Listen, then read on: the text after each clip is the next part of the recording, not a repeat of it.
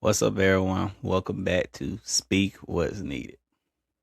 I know it's been a minute. It's been a minute. I think it's been over a month. Yeah, it's been over a month. I think the last episode came out in April, at the end of April, and it's already June now, June 4th. This the time of recording, June 4th. Anyways, well, yeah, I just want to speak on just been dealing with some things, dealing with the divorce, some things going on with my lawyer, and just made it over. I don't know if I spoke on it or not, but Memorial Day weekend kind of makes it like 1 year since everything has happened as far as time frame wise. So yeah, just made over 1 year of being in this season. Honestly, I don't know what to think about it right now. It's been a interesting last 12 months. Very interesting, and yeah, a lot has changed in 12 months. But all I can say right now is y'all pray for me, pray for me and my daughter. That's all I can ask for from you guys. Just pray for me and my daughter. But we're gonna get right into it. This is episode 6, titled Protecting Your Mind During Hard Times. So we're gonna jump right into it. So protecting your mind during hard time. I don't know if we can recall back to when everything first happened, me finding out everything. It's like just the thoughts that just ran through my mind.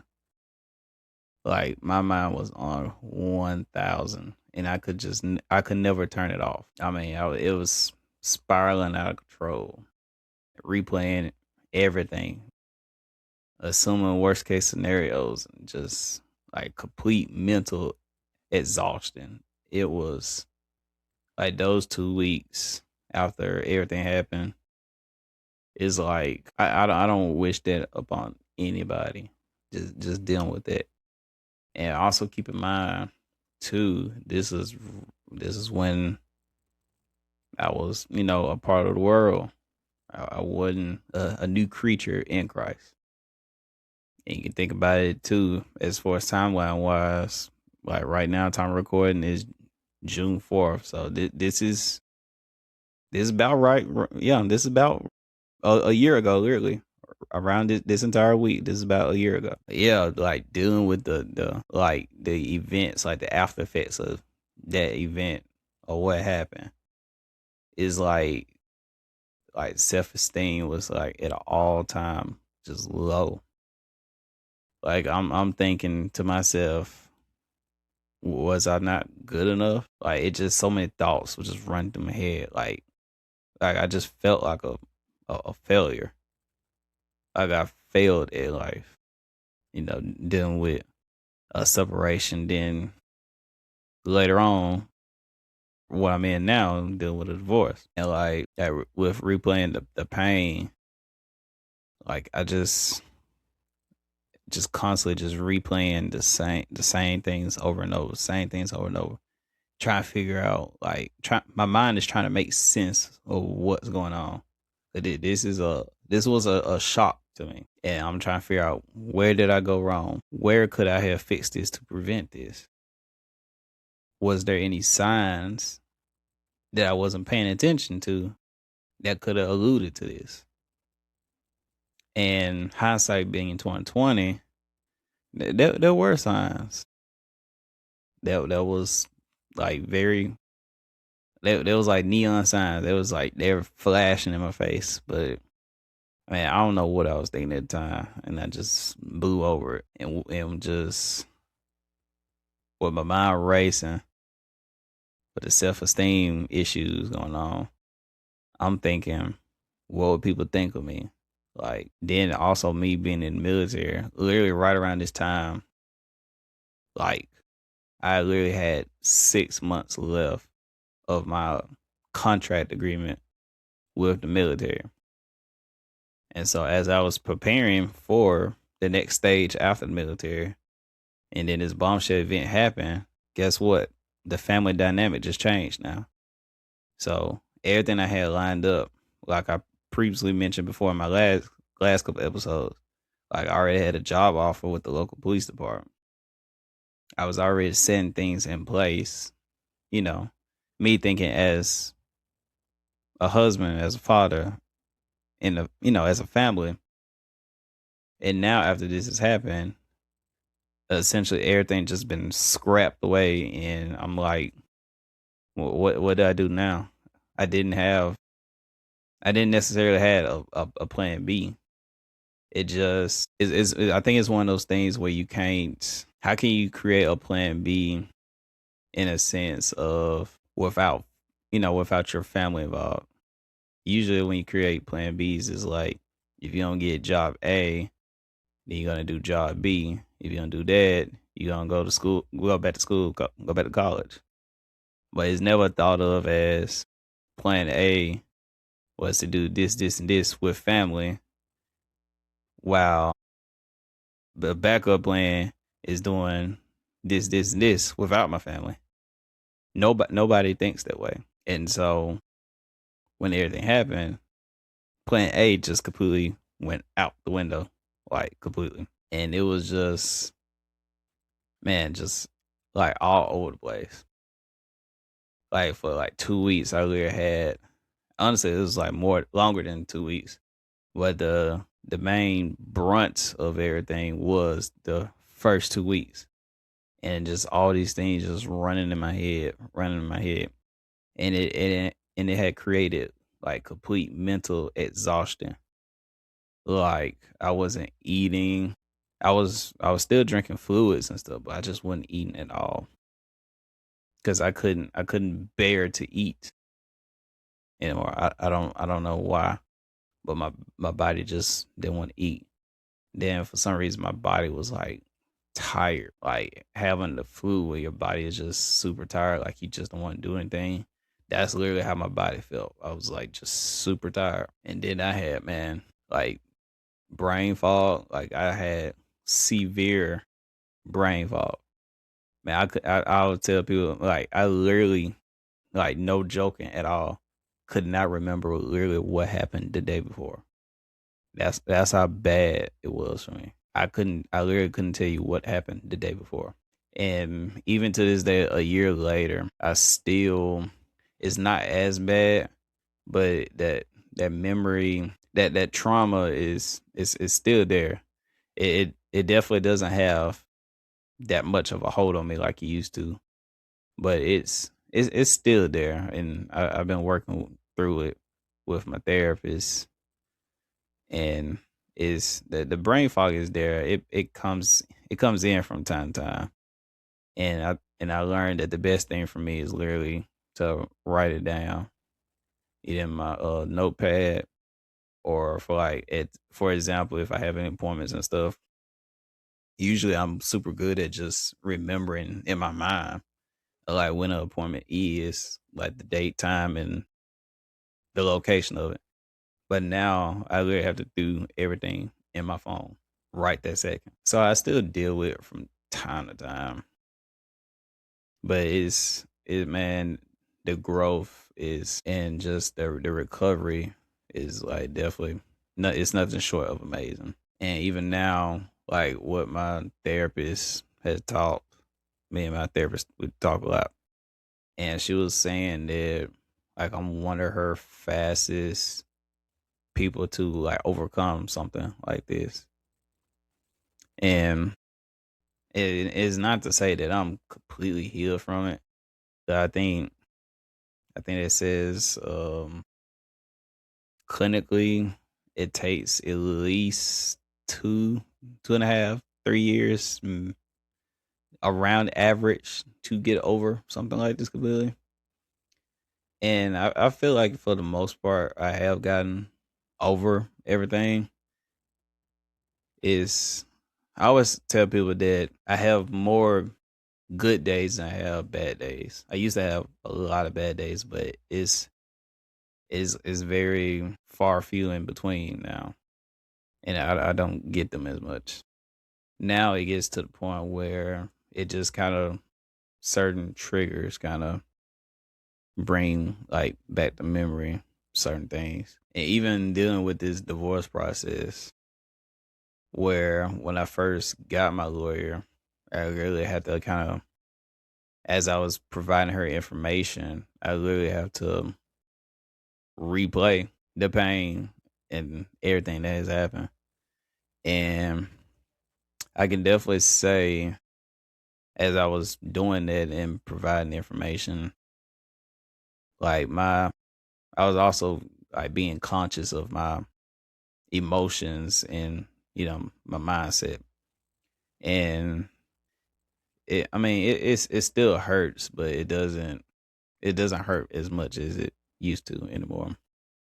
It's kind of one of them things, like, it's just, hey, it happened. It happened. Can't go back now. So you just gotta keep pushing forward. The world's still gonna keep going. And so, like, also too, I believe maybe I want to say like the third week of June is also when, cause also a big thing is trying to limit like bad influences as well. Cause I definitely, I already had enough negative stuff going on. I didn't want to have extra stuff on top of that going on. So I really tried to be conscious and be mindful of what I'm listening to, what I'm talking about, what I'm putting in my ear gates and eye gates, and definitely dealing with isolation. Isolation is definitely bad for you, and like that. I think, yeah, the third week of June, I literally just up and did like a fast. I mentioned in one of my earlier episodes. I don't believe it's in this series, but my other earlier episodes, I literally did a 5 day fast. Literally, I think probably like a week. I think it was like after Father's Day, I believe. Like, I literally just did a 5 day fast. Never done a fast before in my entire life, and just up and just did one. And yeah, it was after not right after Father's Day, but it was like the next week after. Yeah, I did a 5 day fast, and it wasn't just a fast where it just wasn't, just no water, but I literally did. I went beyond it. Like, I did I literally turned my phone off as far as all forms of social media. Like, I literally, on my phone, I only use my phone for just emails, calls, text messages, and reading the Bible when I wasn't at home. I didn't go on no social media at all. I didn't watch. Well, I did watch YouTube, but on YouTube I only like listen to like certain things, like just Christian things, and that was also, I'm gonna get into it as well. But yeah, I only literally just use my phone for just those things: emails, calls, text messages, and just reading the Bible. No social media at all. No TikTok, no Facebook, no Instagram, none of those things. And it was definitely tough at first, because right around day, I think it was literally like day 2, day 3, I was literally instead of getting, I didn't turn notifications off on social media, but next thing you know, Facebook literally just kept pinging me over and over and over, like, you missing this, you missing this, you missing this, and it was bad. So I literally had to turn notifications off on all my social media apps. And so once I did that, then it just made it easier. But that fast, it was definitely tough. Day one and two, and like halfway through 3 was probably the toughest part. Then once I got over day 3, it was like downhill from there. I was pretty much like coasting the rest of the way. But that was also when I was probably the most in tune with God I ever been. Like, the only form of reading or anything was literally the Bible. And funnily enough, right before I went on that fast, is when I was on TikTok. That's when I started seeing Philip Anthony Mitchell passed on my timeline. And prior to all of this going on around this time last year, I have never heard of this man until right around this time. And when I started listening to him, it definitely it changed my mind frame on things. And I think the first clip I seen from him, it was like it was a clip from one of his sermons, and I believe the title of it was dealing aggressively with sin. And y'all, when I watched the actual full sermon on YouTube, that was like some full blown conviction going on. And is it definitely changed my life from that. So literally doing the fast, if I wasn't reading my Bible, I was watching one of his sermons on YouTube. And that's strictly it for 5 days straight. And then once I got to Friday, the fifth day, and once I got off the fast, I think I got off the fast like early Saturday morning. Then I made it a thing of to literally purge my social media accounts. Like if it wasn't of God, it's going away. I'm unfollowing people. I'm cleaning up my algorithm. I'm cleaning it all up. Where I just want good positive things going on. Cause that's what I needed to surround myself with. And that also, as well as the company you keep, I got an episode on that. You have to surround yourself with good, wise people. And I thank God that He has done that for me. And I'm telling you, it was like a night and day thing for me. And like doing that fast as well. This was also around the time me thinking me. So my mind frame at that time, I'm thinking it's some like crazy spiritual warfare going on. Don't get me wrong, it's still all spiritual warfare, but I'm thinking it's straight up, attacking my marriage. Like it's something that's like purposely getting in between me and my ex-wife. And like all I was praying on at that time was to restore my marriage and stuff. That's all I wanted was for my family to be back. I wanted my family back. And it took a long time to, well, I'll put it like this. A lot more extra things has happened as the days gone, the weeks gone, the months gone. And I don't know, it definitely was God revealing. I think it's me being naive, like I didn't care about nothing else but to get my marriage back. And it was just like it was literally almost every single day. It was like something new is being revealed to me that's going against my marriage, that's going against me wanting to have my marriage.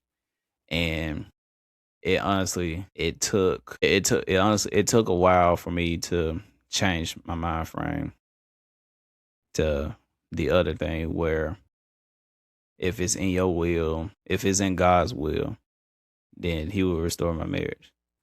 And I just had to be content with whatever direction He wanted me to go. And so I just kept saying, if it's in God's will, if it's in God's will, He'll restore the marriage. And still me really hoping to have my marriage back. And it came to one point where I don't know if I should say this. I'm gonna be obedient. It literally this event it literally took it kind of all right. Let me just set it up. So now I'm at this point where I don't want to be with her anymore, and I feel like this has to happen for me to get to where God wants me to be at. And I feel like no matter what I could have done prior to what has happened, I feel like we're still going to get back to this same event of what has happened. And it took a lot for me to change my mind frame and to instead of looking back at, you know, the past and to just look forward. Is like, I think of it as like when I take my daughter out when she want to ride her bike. So it's me, my daughter, and my dog. We outside. I'm walking. She riding her bike. What she likes to do is when she's pedaling her bike, she like to pedal fast.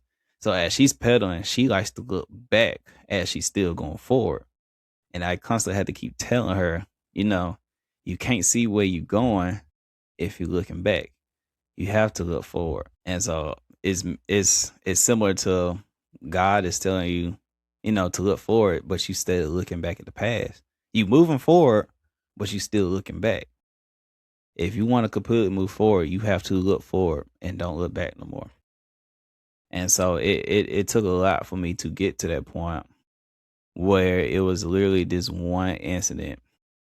And I'm gonna be obedient and say it. It took like for this person to literally withhold my child from me for me to change my mindset like completely about everything. It made me realize just how it made me realize like, okay, this it showed me the playing field and the battlefield and where the lines were at.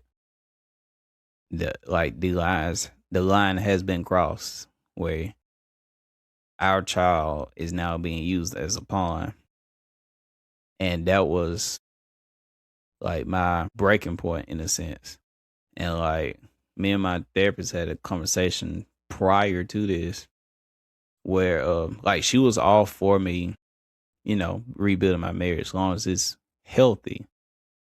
As long as I'm not, you know, going crazy over there or letting it consume my entire life. And she asked me like, what are my non-negotiables where it gets to the point where, you know, I wipe my hands and dust my feet. And I told her it was it was two things. It was when our child is being used as a pawn and if she get pregnant. And both of those things have happened. The first thing that happened was a child being used as a pawn. That right there it showed me, you know, to me, the way I see it, it showed me like, okay, this is where we at, and this is truly the end of this marriage.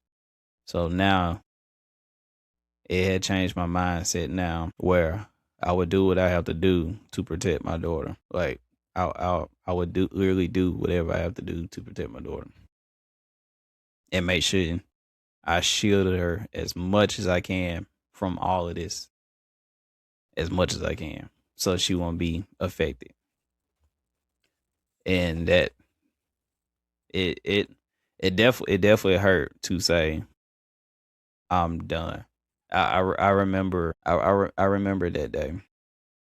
I still remember it, and it definitely hurt. That was the. It was like it felt like I was chained down, and when I finally made that decision to say I am done with this, it was like peace in a sense, and like just weight has been lifted off of me, and it was time to truly move forward. And so that's what I still remember that day to this day. And from there, I just moved forward to see, you know, what God has in store for me. I had to completely trust in Him, and I still struggle with that to this day. Is trusting Him, because man, y'all, it has been a uphill battle, I wish I could tell you I see the light in the tunnel. Honestly, I don't.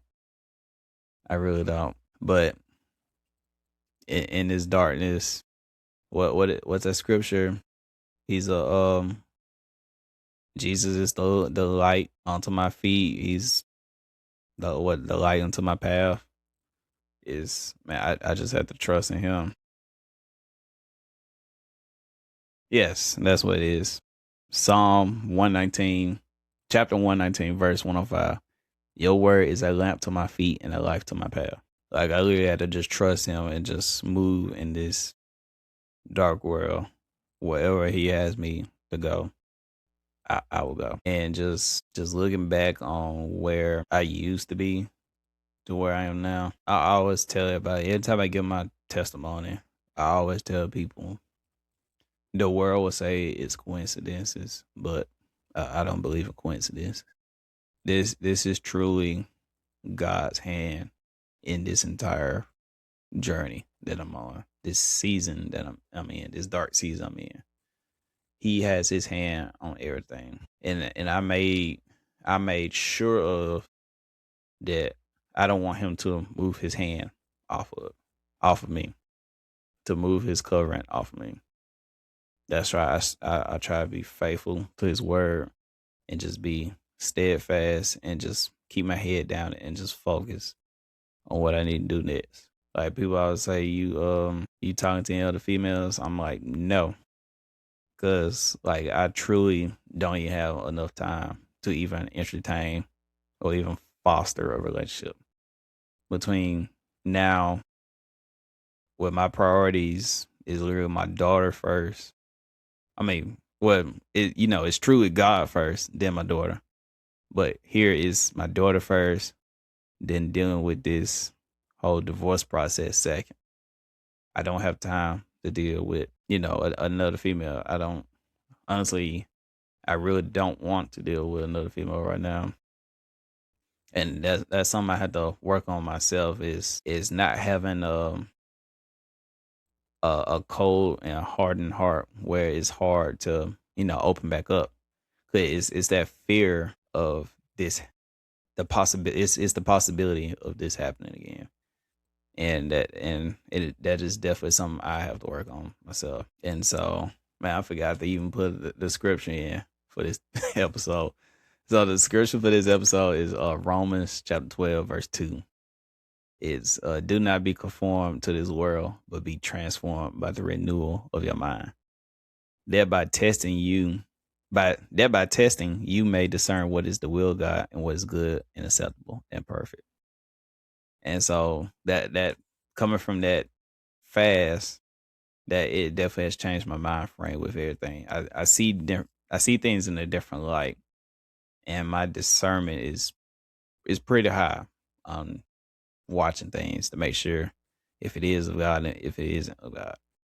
And that's kind of like one of the things I'm dealing with now is to see like what's next, because I don't know if y'all knew, like divorces are very expensive, and a military paycheck can only do so much. And yeah, I'm just trying, be a good steward of my finances as much as I can while trying to, still pay for a lawyer, deal with legal fees. But I definitely ask y'all to definitely pray for me, because man, this well, the biggest thing I take from this journey so far, because my therapist has asked me this my last session. She was like, because we was when I met with her, it was like close to like right at 1 year, and she was like, what you feel like you can take from all of this? And I said the grace of God, and the reason why is for him giving me a chance to start over, to be a better father, and to just, yeah, just give me a chance to just start over and to do things the right way of how it should be. And I can't thank him enough. But there's also another big thing that I failed to mention during my therapy session is faith. Faith is, man, it is super tough, man. It seems like just everything is just against you. Things always work out for me. They always work out, and I had to keep remembering and remind myself of Romans 8, chapter 8, verse 28, where it's, and we know that for those who love God, all things work together for good, for those who are called according to his purpose. And that is like the toughest thing for me right now. And that's kind of what took me so long to even come out with the episode, is dealing with that. That is a lot that has been going on, where I want to get the episode out, but I'm just like, it's like, I like, man, I just don't, like, I just don't want to, deal with the process of doing a podcast. 'Cause it definitely, it does take some work with it, but I just have to keep my eyes on the kingdom and just keep pressing forward, keep getting these episodes out to y'all. Cause this series is kind of like a therapy session for me as well. To get certain things out. But the biggest of all is it's like a testimony to someone out there that could be dealing with something similar to what I'm dealing with. And it shows what God can do. If he did it for me, he can do it for you as well. It shows that God is real, and just how God has healed me and really held my hand and walked me through all this, through the darkness. He can do the same for you. As long as you let go and let God, as they say. But that's all I have for this episode, for episode 6, protecting your mind during hard times. That is all I got, and I will see you next episode.